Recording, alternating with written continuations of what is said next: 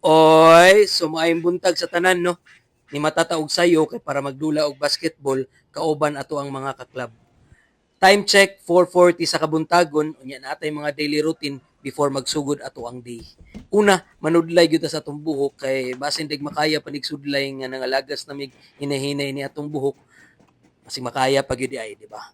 Next na itong buhaton is minom tag isa ka basong tubig para ang acid sa atong tiyan ma-wash out. Ato ra nang ihi. Tapos ipuso nato ato ang gipauga nga mga hinugasan gabi para inigbalik nato unya gikan og basketball limpyo na. Unya pagkahuman ana maligo na ta kay unsa nang oras 4:45 na malita sa ato ang dula sa basketball. Mga 20 minutes ta naligo, then after nag-ilis na kay para mo diretso na og lakaw. O di ba? Wapo kayo. O, ready na. So kana hinay-hinay ta og aginod kay para makaabot na ta dito sa ato ang dulaanan nga gym. So kana gipainit na nako daan ng sakyanan kay para diretso-diretso na unya. Iniglakaw mo to. Na need jud nato painito na tong sakyanan kay para heater. So kana biyahe na ko padulong og gym.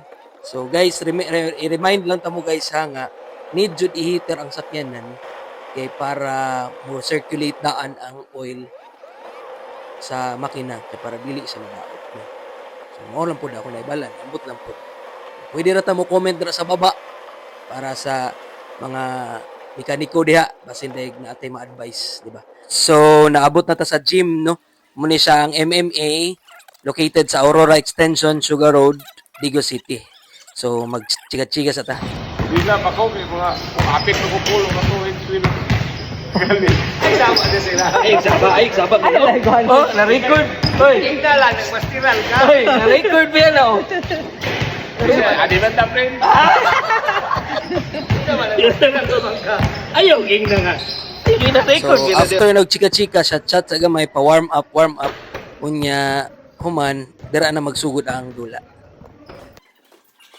Okay, so, God bless guys. Amping. God bless, mi amore. Oy.